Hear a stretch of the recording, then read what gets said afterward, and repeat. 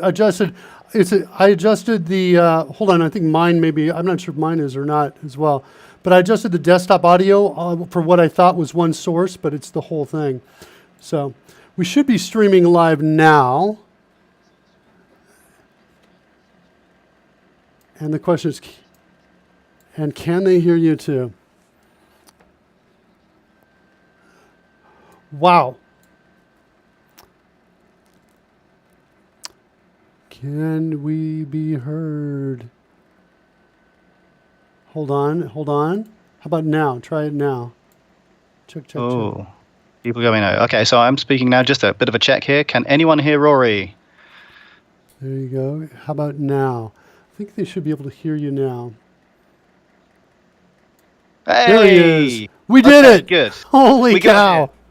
So six every minutes. podcast, every show has its technical glitches at the start. I hope that was ours. Yeah, 6 minutes in, we had a brownout for about a second, and I lost internet, router restarted, everything. Lights went out. I was like, I've got to say, you're back online pretty quick. That was not bad. I'm going to get better at this, I think, getting better at this. All right, so we were at the beginning. So this is our first debut show. By the way, we're expecting to see the points of failure. Some of them show up with regards to what we've done in terms of getting this presentation ready.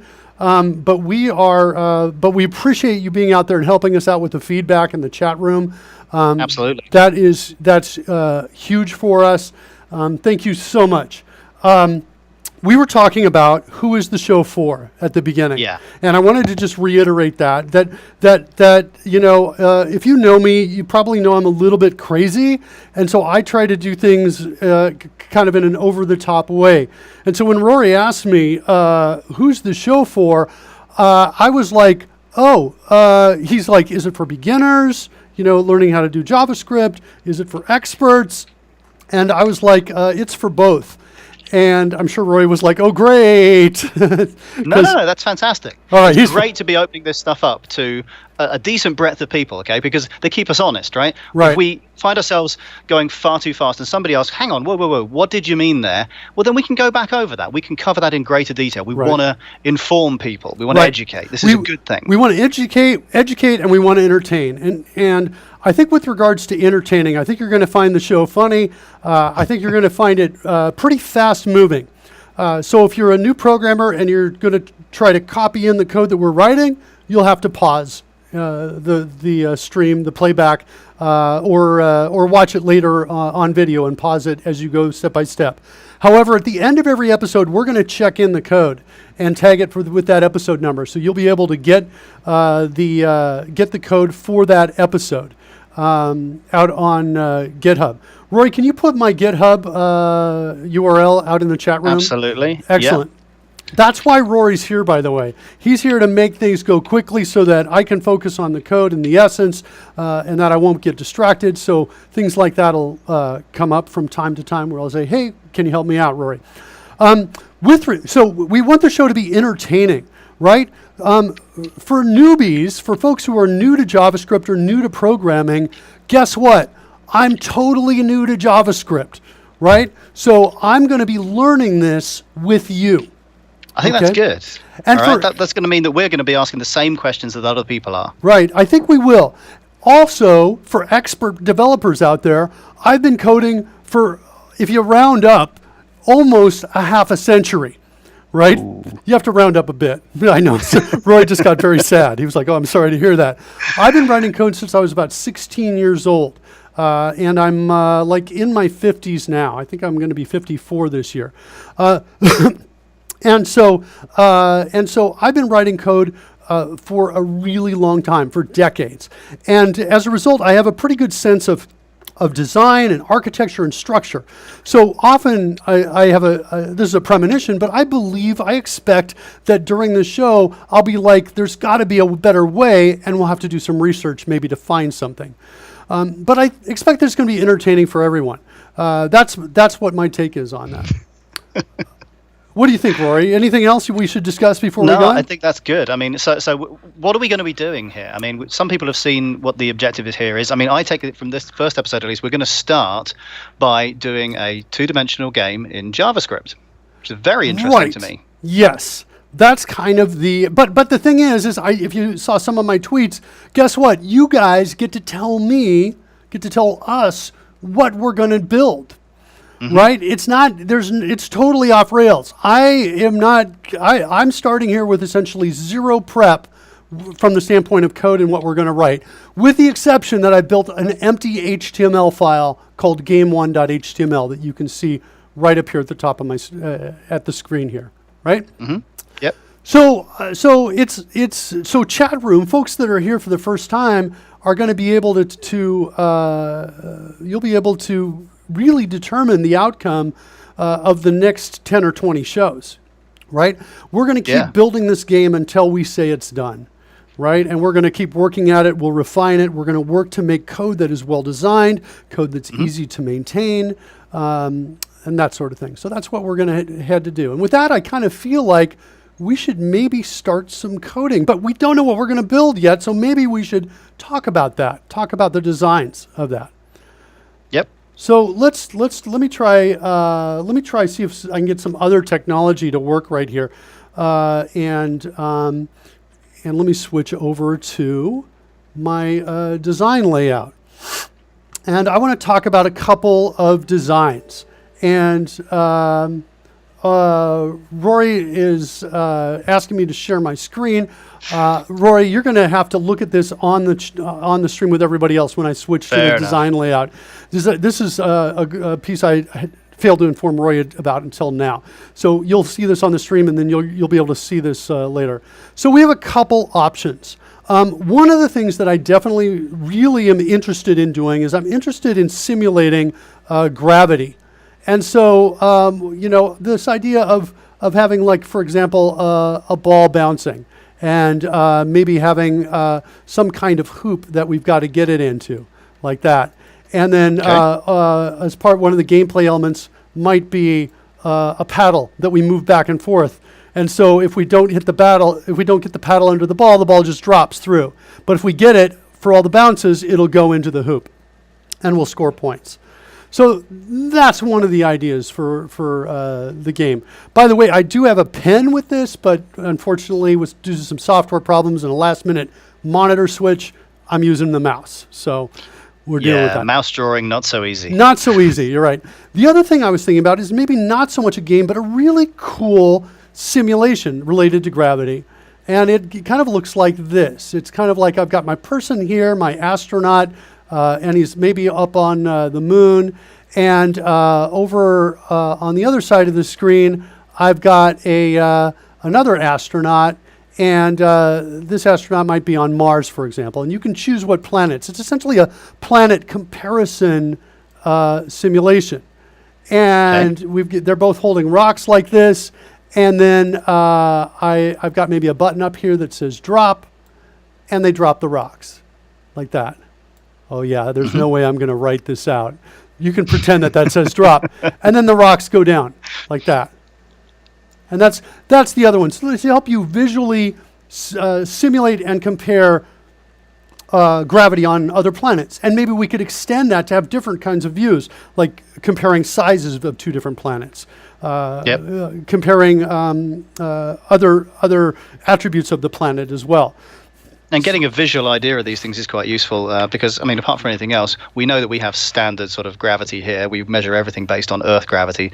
And you can hear that Mars has somewhat less, or the moon has somewhat less, or whatever it might be. But without seeing the speed at which something might fall, that's just a number. Right. So the visual of this can be really useful in understanding this. Yeah, and the other thing the other aspect of this, right, there is a science of great design aspect of this, and that's information in parallel. Right, rarely, or maybe not rarely is the right answer, but often you do not see information in parallel, especially in simulations where you can compare two things, especially something like gravity. So I like the idea of gravity. I like it because it takes the physics equation, and now we're forced to write some JavaScript around that. And instead of, normally when you learn physics, you learn it in discrete points of time. Right, or you're queried on it. You're tested on it. As an example, the rock goes up with this velocity. At what point in time does it hit the ground? Or when it hits the ground, how fast is it traveling? Right? It's always discrete points in time, but with code, we can learn physics, and it can be so much more interesting. So that's a secondary piece. It's not a game so much, but it's another piece. And then the other thing that I was thinking about, and by the way, we're totally wide open. It doesn't have to be just these. We'll look at the chat room and see what the suggestions are. But the other piece I was thinking is where you control like the head of a snake. And I've seen this game around where you can control which direction it goes. And as you go through the grid, you've got to pick up, little items in there. And whenever you pick up an item, your tail increases. And you can't hit the border, and you can't hit the your own tail. And that is kind of an interesting project as well. So those are the ideas I've had. What's the chat room say? That's a good question. Chat room, speak up. What do you think? I mean, these are all a lot of interesting ideas for coding. Obviously, we're going to do this in, I think, initially JavaScript, but who knows where we might go. What would you like to see us do? This is a live coding session with Mark Miller. What would you like to see him do?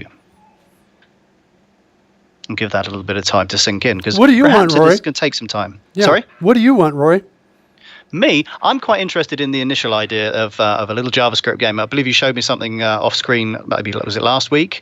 And I like the idea of that side-scrolling kind of game that you were showing me. But again, I'm quite open to anything. Oh, yes. We could do that as well. So we could do a side-scrolling platform jumper kind of thing, which is also very interesting, right? It's interesting because you might start on the ground and then jump to another platform, and everything's got to change. The rules have got to change when you're up on that platform. We can do that too. So I am looking for the chat room's looking pretty quiet from my perspective. I want to make sure we're there. Yeah. I think maybe they just want to see us go for something. We'll maybe see what the comments are as we go. All right, through. you know what I'm going to do? I'm going to start writing code, assuming that we're going to run with gravity. Because gravity takes place in 3 of these 4 examples, right? Okay. I've got gravity in a platformer, because with a platformer, when I jump, I want the jump to look real, even if it's a different gravity from what we have on Earth, right? I want it to accelerate, decelerate as he jumps up, and accelerate as he comes back down. So let's do that. We're going to do that. And we'll come in here, and we'll start by adding a new file, and we're going to call this, I think, gravity.js is what I think. And Rory, do me a favor. Find me a formula for gravity. Okay? Yeah.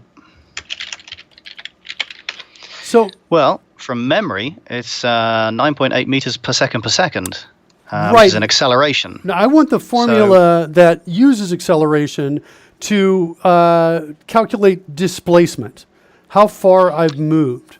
Find me that and paste it into the chat room. Hot Diggity Dog says I'll tell you what, let's see if they any of the also other like chat that room idea. Occupants can get there before me. That's on side scroller. Okay, cool. So we're going to do a side scroller then. Boom.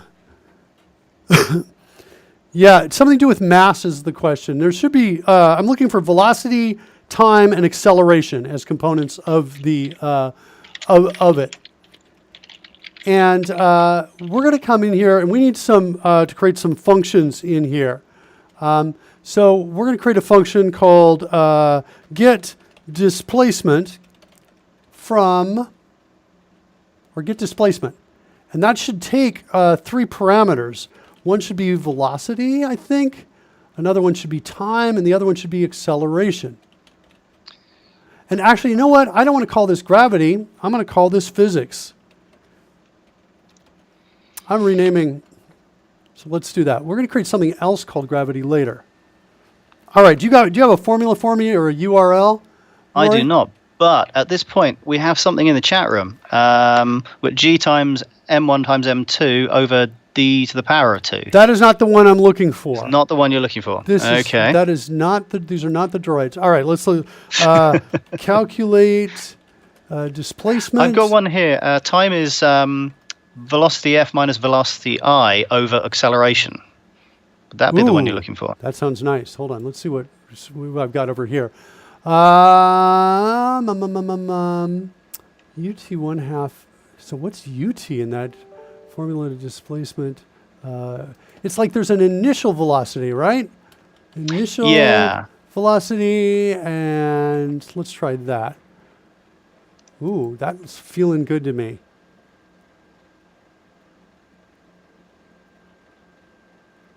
Well, that's time. I want displacement. I don't see it there. Now I'm sad. All right. Formula for displacement. That looks good. Let's try that. That's what I want right there. That piece. Okay. Okay. So we're going to do that. Got some new technology here. Let's see if this works. Oh, nice. It kind of works. Okay. So there is essentially the formula. It's VIT plus 1/2 AT squared. So S is apparently the distance. I've got my initial velocity here. So that's what this should be.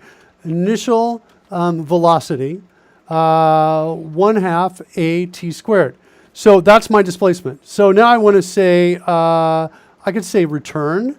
And then I want to start working with this. It's initial velocity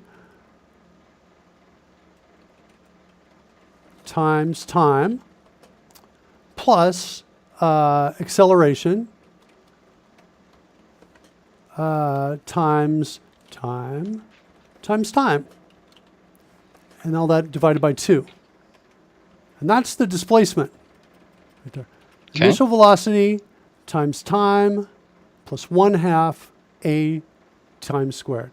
Okay, good. All right, so there is our, that's our get displacement. Now, this whole piece that we're in, Rory, this is a class. And a class can have properties and it can have functions. And a function is something that does something. So that's what we're doing right here. We've got a function and we've given it a name called get displacement. A function can be called from anywhere else. I want to be able to call this without creating a new instance of physics. And so I'm going to put the word static right here. Okay, so just to call out a few basics there, a class is kind of like a blueprint for a thing you want to make normally. Okay, Yes. so it's not a thing in and of itself, but it's an instruction set for how to make that thing. So Essentially. you say, make me one of these things, and you have one. But in this case, you're going to make a special piece that you don't have to actually build that thing first. You can just call straight into it and say, do this thing now. That's right. And so that's my starting piece. Now, if I wanted to calculate my displacement, I could do it inside here. I could create some JavaScript here. I could say displacement like this, for example, is equal to, and then I can call it by going into physics dot get displacement, and then passing in an initial velocity, say 0, a time, we'll say 1, and we'll assume this time is in seconds. So by the way, our units, so the question is, what is our units? That's probably going to be a question. By the way, it's a huge question whenever you're doing physics or math, always keeping the units straight and knowing what they are. Well, for physics, in the physics world, with regards to this class, all time units will be in seconds. Okay. Seconds, and all distance units, and velocity has distance as part of it as well, all distance units will be in meters. Good stuff. Okay? So Nice standardization. It's good. Yeah, I like that. It would be nice if every country did that, wouldn't it? Something like that. All right, so we're going to do that, which means now at some point in our world, we're going to have things in pixels, right? This height and this width of this canvas that I put on here, that's in pixels, right? In fact, let's do this right now. Hold on, let's do a couple things here so we can just show at least this working so far. The third parameter for get displacement was acceleration. And so we're going to make that 9.8, and that is in meters per second, right? Yep. Okay, with that, let's actually take this game and let's open it up in the browser, what we've got so far, and let's see what happens. Let's see if, oh, you know what? I need to say open with, and just like to say that for those who've maybe not done any programming before, we're working here in Visual Studio, which is to all intents and purposes an intelligent text editor. So all the text you see on screen is part of a HTML file, and that's the file that we open up inside the browser.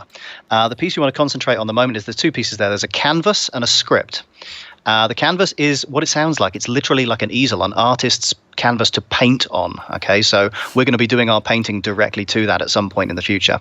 The script is the instructions to the computer as to what am I going to do next. So that's why Mark has got a method call there to the physics.getDisplacement. We're going to run a calculation, get a result, and prove that the function does what we want it to. Yeah. So so there's the code, and here is the view into that in terms of what the code does right now. So you can see that I've got this canvas on here. That's what's going on here. One of the things you can do in a browser is you can come up and hit inspect. In fact, one of my favorite pages to inspect, here, take a look at it, is CNN. What? Oh, here we go. All right, let's inspect this.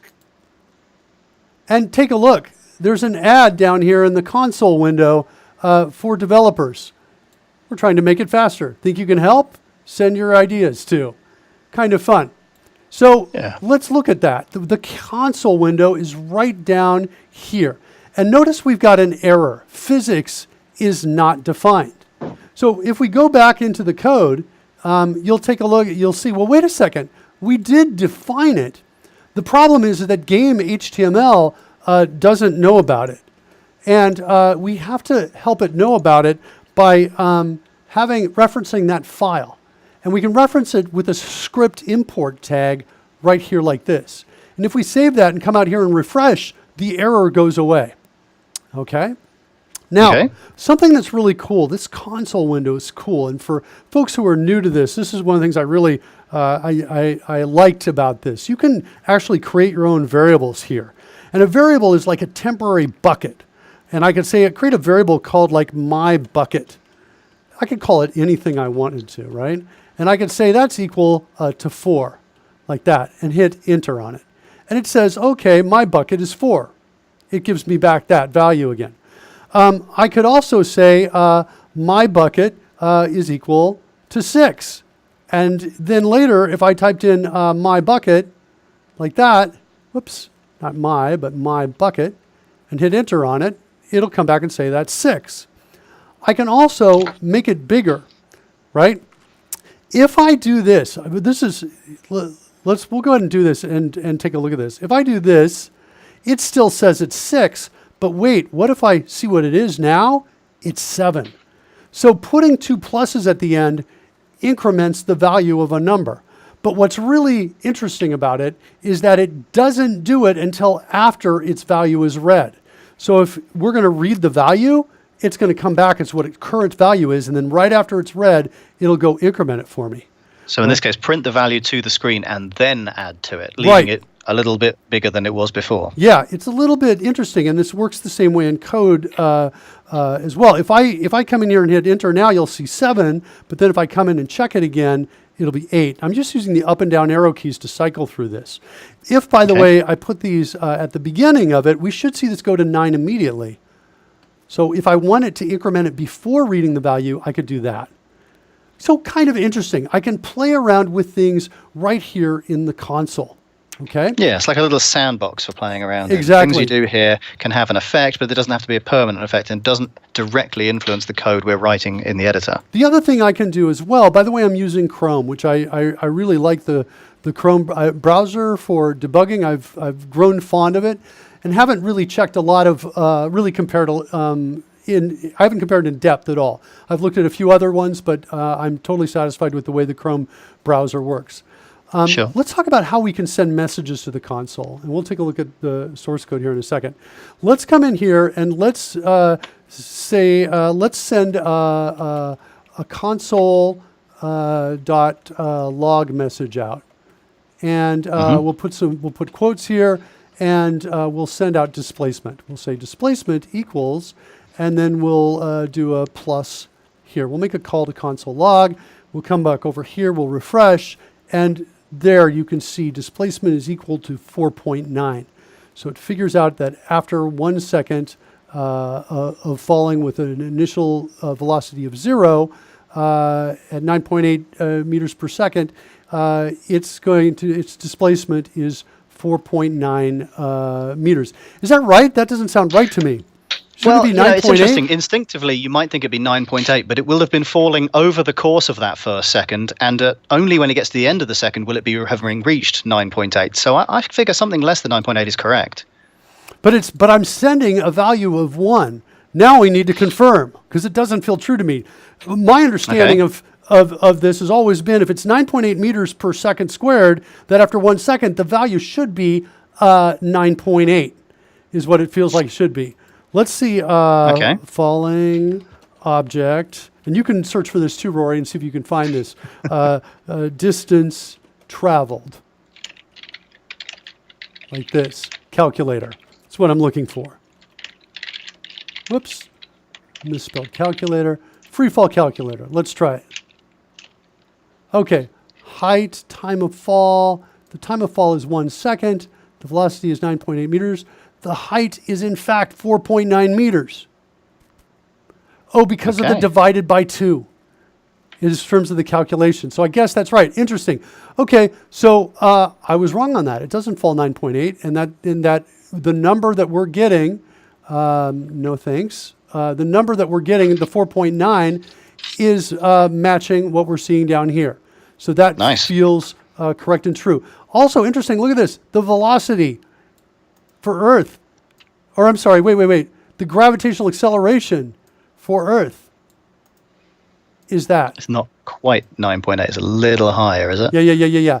Oh, it's after the fall. It's not the distance traveled. It's this velocity, which is 9.8 meters per second squared. Yeah, and after each second gains an additional 9.8 meters of of velocity. That's what you were telling me, Rory, wasn't it? Until you got to the end of that first second, you have not added the full 9.8. All right, got it. Okay, I think. So there we go. Now we want to do a side scroller is what we want to do. And we want to be able to draw on this canvas. For now, I think I'm going to play with just vector graphics and canvas, and let's start drawing on it. Let's at least get something drawn, and maybe, holy cow, do we have enough time? I've got 25 minutes till we're done. We might get it animating and falling. I'm not sure. Let's see if we can do that. Let's see. The first thing we need to do is we need to get a reference to my canvas. And we can play with this, by the way, over here in the, over here. We can come in, and I think there's something called document. And I think documents got a call get element by ID. So let me show you how I got this in case you're new to this. I just typed in DOC. I see the one I want right there, document. I hit the tab key. Then I hit the period because I want to call a function on it or maybe access a property. And now I'm going to say, well, wait, I think it's get element by ID. So I typed in get or GE. I see the rest. I'm just going to hit tab right there. Whoops, just hit tab right there to have it fill the rest. And now it's looking for an ID. Did I give that canvas a name? I did. I called it my canvas. That's its ID. So I'm going to copy that to the clipboard. I'm going to come back over here, and I'm going to put that in quotes. And I'm going to say my canvas. I'm going to set it to a variable right here is what I'm going to do. My canvas is equal to that. And I'm going to hit enter to execute that line of code. Guess what? It found that. Let's do it again, but let's change the name here, blah, blah, blah, blah, blah, and then hit enter. And now it comes back with null. So let's give it the right name, and now it finds it. So there you can see that's what it found. In fact, when we hover over it, the browser highlights that element so we can see it in the HTML file, right? Now that I've got that, I'm sorry, go ahead, Rory. What do you want to say? No, I'm saying it's a very handy utility to be able to see that. That's good. It's not bad. And now what I want to do is, well, actually, let's copy this line of code that we just wrote. This is really nice. One of the things that's very cool here, this is another Science of Great UI aspect, and it has to do with the feedback loop. The faster the feedback loop is, the better. In general, is the answer to the question. And we have a very fast feedback loop between trying something and getting a result. Right? You saw me try something here and I got back null, and you saw here and I got back a value. Right? We're getting back the values immediately. Similarly, we can make changes to our code. Like I can come in here and say, well, I want to make that to be 850 across, save it, come back over in the browser, refresh it, and now you can see, look, the border has changed to be 850. It used to be much wider, right? And it's updated immediately, okay? So it frees us up to be very experimental, doesn't it? I mean, if something's going to take you a long time, you're less apt to go and try it. Whereas if it's a really quick feedback loop, you can try it, fail, try, fail. Oh, hang on, we're getting closer, getting further away. Adjust the progress, right, exactly. But get to what you want a lot quicker ultimately. Exactly. Now, on this line of code right here, notice there's no semicolon at the end, but over here there are semicolons. And we need to put a semicolon at the end of these lines and to indicate that they're the ends of statements. We don't have to do that over here because each line is its own statement. When we hit enter, that's essentially saying that that's the case. So we'll put a semicolon at the end of that line. We've got a canvas now. Now that we've got a canvas, what can we do? Well, Canvas have functions inside of them. And I think one of them is like draw rect, I think. And you'll have to look this up. Rory, see if you can look up JS. So here, let's do it together. We'll do this here, and I'll show you how we get these when I do a search for this. We're going to type in JS, canvas, and then draw rect, something like that. Okay? And I might accept what they suggest. And so I'll do that search. And if I'm at W3 Schools, that's a good source. Stack Overflow is also a good source. So we'll just click on this, and we'll take a look at what the code is here. And here they say, they say they've got a line of code that looks just like ours to get the canvas, and then they get the context. So let's go ahead. We're going to copy that code right there, and we're going to come back over into our source code, and we'll paste that code in. And, oh, interesting, they did stroke. That's probably going to draw an outline, but I want to do a fill rectangle. Sure. There appears to be a fill rect where you previously had rect. Oh, nice. Well, let's try that. Let's just do that. I'm just going to use Rory's fill rect like that. Oh, right here. So we'll do this. Fill rect like that. And just want to see if I get any. It looks like I don't have any IntelliSense on the context. That's okay. And let's just do this. We'll use this sample code alone. Okay? So we'll come over here. We'll refresh. C is not defined. Okay. That's because in the example, the canvas was assigned to a variable called C, but ours is called myCanvas because we're trying to be a little bit more explicit, a little bit more clear about what we're doing. So, fill rect, not a function. I bet it's got an uppercase right here. Okay, let's try one more time. R, yeah. Try one more time and refresh. There we go. We've got a rectangle. Success. Not bad. Game done? Can we ship? Let's ship it. Woohoo! Not done yet? But it's nice to have a good, an actual physical effect in our environment. This is what we're trying to learn to do. Yeah. All right, so let's go back over into the code, and we've got an object in there. Now, that's, would say not bad, but I want to do a couple other things. We want to do, what's our time, by the way? We've got about 15 minutes. Still not sure if we have enough time to finish this. We might be able to go longer. First episode and all. Yeah, we're not going to create great code, I think, to make this work. We're going to make some bad code, but we're going to come back later in the next episode and fix it. Okay, let's do that. So we need to know, we need a variable that's going to be our rect top position. And I'm going to set that for 0. So when we're working on a canvas, the 0 position, if I were to change this to a 0, let's come over and look at it. I'm going to refresh it now. You should see it bump up to the top. That's 0 up at the top right there. And if I change the x coordinate to a 0, let's come back over. There's 0 over there on the left, right? Okay, so the origin, as sometimes it's called, the 0, 0 point, the start of all things, is in the upper left-hand corner of our canvas. Right. So we want to increase things and push it out. We either need to increase the x or increase the y. Right. And it'll move it across and down. Let's put this out. Let's make the x about 350, so it should be a little more centered. So it's right there. Okay? So there's our rectangle right there. Let's use the variable. So the value of a bucket, right? The variable is a bucket for holding things, is now, I can use it in place of that 0. So I can say fill rect there. Then I want to calculate my displacement, and let's do this. Let's say rect top plus equals my displacement right there. Okay. Okay, and let's grab that and put it there, and then let's take this line of code and draw it here, and let's just see what happens. So watch it, and I'm going to hit refresh. Look closely at it. Okay, so I said look closely because I was expecting it not to move far. Did you see that? Did you see it drop down just a little bit? But it Ever didn't. so slightly. It didn't drop from the top. It actually just grew.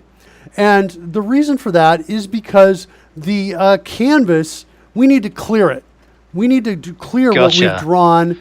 So you drew a second rectangle overlapping the first one, and it made it look as if it grew. Yeah. Whereas if we cleared the first one away, then we get the effect we're after. The problem is I don't know if clear's a function or not. I'm just guessing. Let's see what we get. Nope, it's not. We need a function to clear the JavaScript is what we need to do. So we'll come back in here, JavaScript, JS canvas, clear, and let's see what we get here. How to clear the canvas for redrawing. Go to Stack Overflow, an excellent source of information. Clear rect. Oh, it just says clear rect. Fine, we can do that. All right, so I said, yep, it's clear rect. Okay, so where it's clear rect, like that, and let's say 0. And I told you I was going to write some bad code. This is some of the worst code, 0, 0, that I've written in a long time. There are all kinds of problems with this that we're going to need to fix. That's good. We can cover those at some point. We'll go through exactly why it's bad code, and we'll learn from that practice. And there you go. Now we just saw the top part move down. And so if I refresh again, can we see that? We never see the first because it's just drawing so quickly.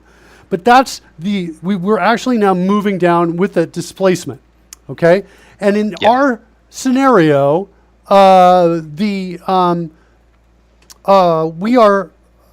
1 pixel equals 4.9 meters in this current environment. We'll change that, but for right now, that's what it is.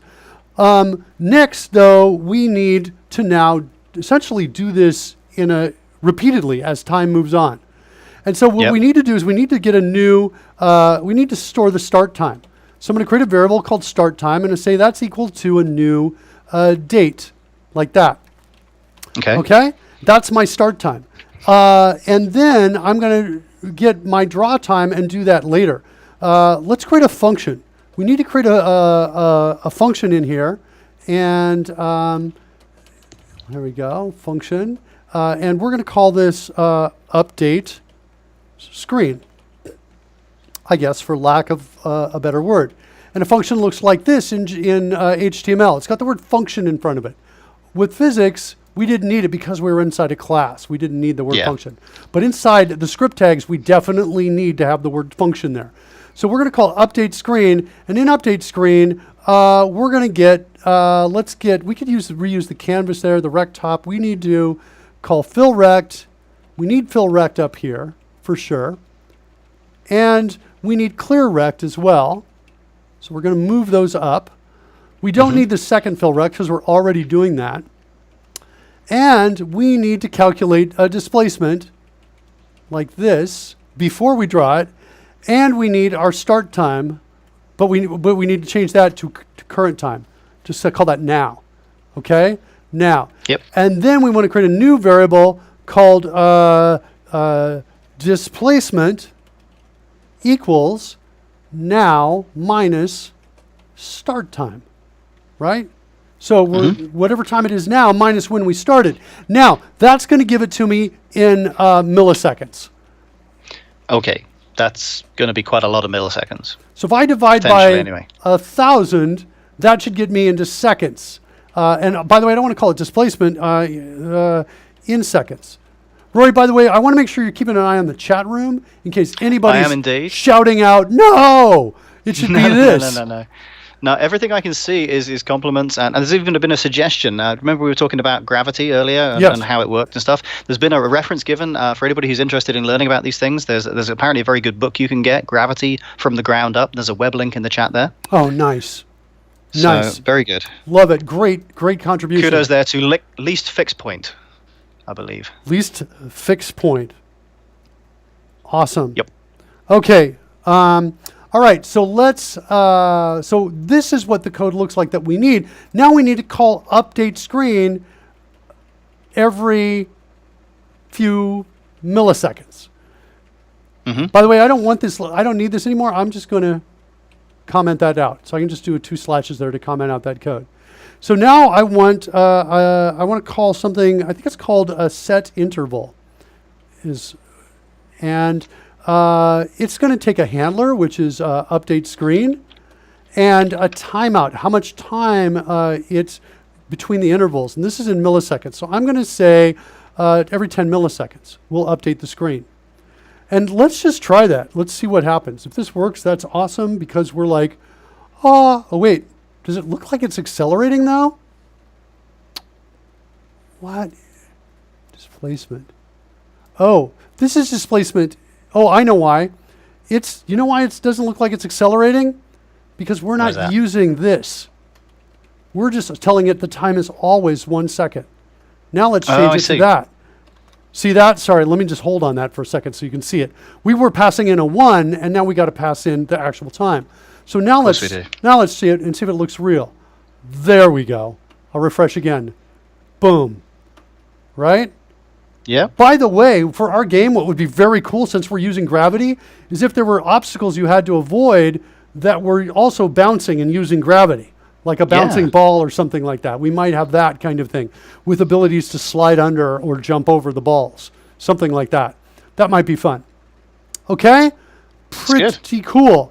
The other thing we need, let's see, what do we have? So I want to end on time today. Some shows will go long, but today I want to end on time. We've got about 10 more minutes, and so I want to be able to review, what we've done. What we've done this time, yeah, absolutely. And have time for that. And we're also going to give away a license to CodeRushed as well. And so we'll do that. Okay, so we have this moving. I kind of want to talk a little bit about cleaning up the code. Actually, let's go. Are there any questions here? Will there be a YouTube channel with recordings of the stream? Yes, there will. We're going to upload those.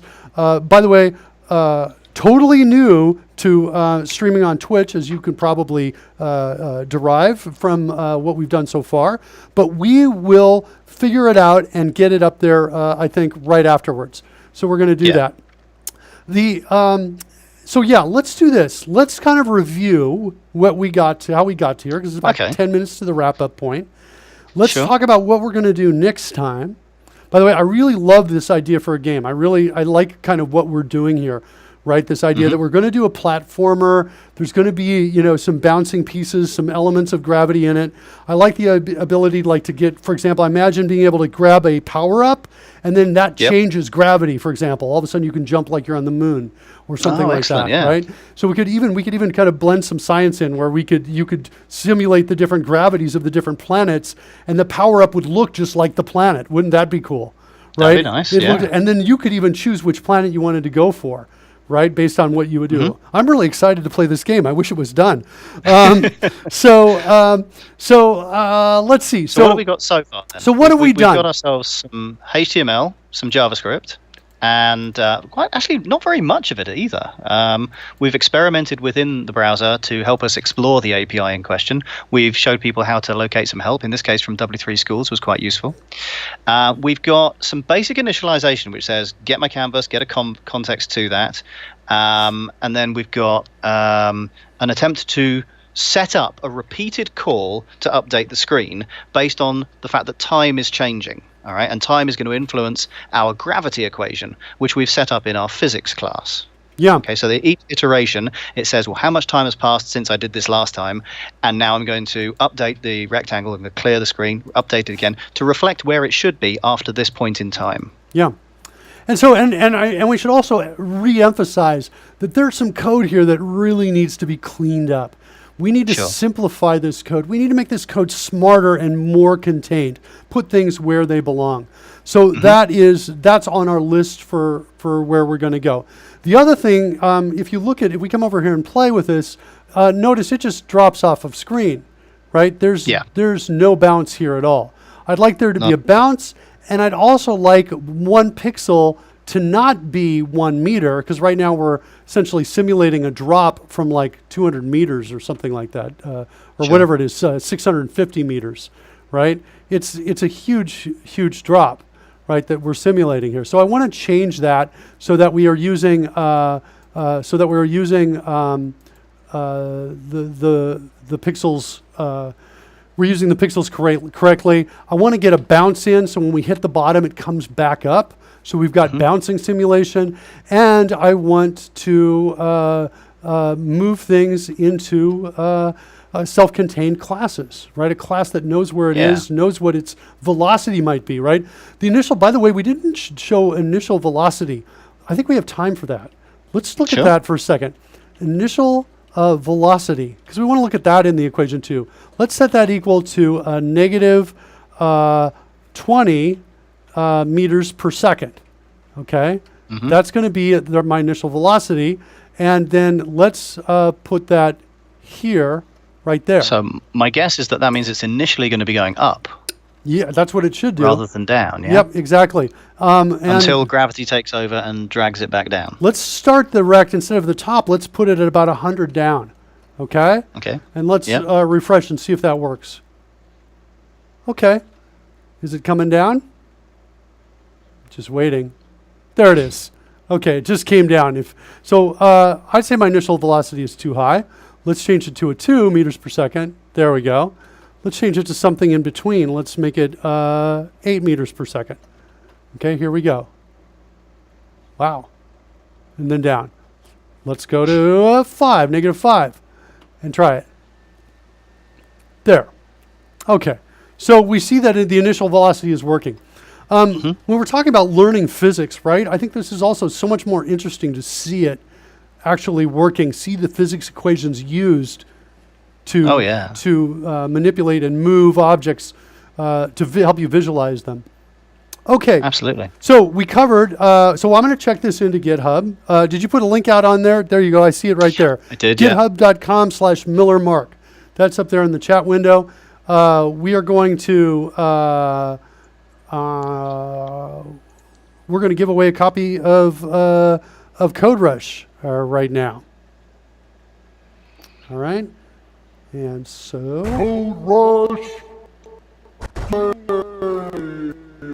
let's do that. And today's winner is Bjorn Daniel. So Bjorn Daniel, I'm going to DM you, and we'll get you set up with that copy of CodeRushed. And excellent stuff. With that, I'm going to stick around for a few more minutes, answer anybody's questions. I see need some to-dos or notes for these ideas. Looks like that's C# Fritz out there. We will, that's a great suggestion, Fritz. We will do that. We will get something out. I'll check that in as well. Maybe make it part of the project. I'll do that. We'll talk about the notes in terms of where we want to go so everybody can see those.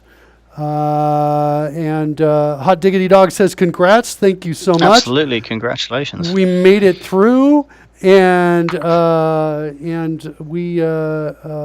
we made it. And tomorrow, I expect I'll have the tablet problem solved so we can sketch things out with a pen properly. And I might even have an ending video as well. But for now, you'll just have to look at my face as we shut it down, which I think is going to happen. I'll keep it going for about another 4 minutes, see if there are any other questions.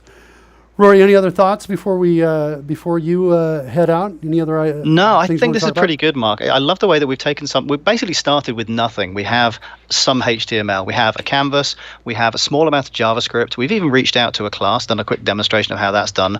But with relatively little code, we've demonstrated something that a lot of programmers, and presumably those who don't, won't have necessarily thought so easy before, because I don't know about everybody else in the chat room. I work with databases and web applications, and it's all very text and data and what have you. The graphical side of it has never really come out for me. So the idea that I can instruct the canvas to place this on there, and of course, obviously the formula behind where it should be placing it is interesting as well. But the idea that the graphics can be placed quite so easily is really useful. This opens up a whole new world, and the visual feedback, seeing it work, is just fantastic. We saw a little experiment there where we were trying to change the initial velocity, and of course we could see immediately that it was off, and we could adjust it, reel it back in again, of course overshoot that first time, and then eventually get one that actually demonstrates rather nicely how all of these equations work. It's really a great demonstration, and I think we're going to get a lot of runtime out of this. Excellent. Thank you so much, Roy. All right, with that, we'll stop the stream. And thanks, everybody in the chat room. We will see you tomorrow. Tomorrow, yeah. Right. Same time. See you then.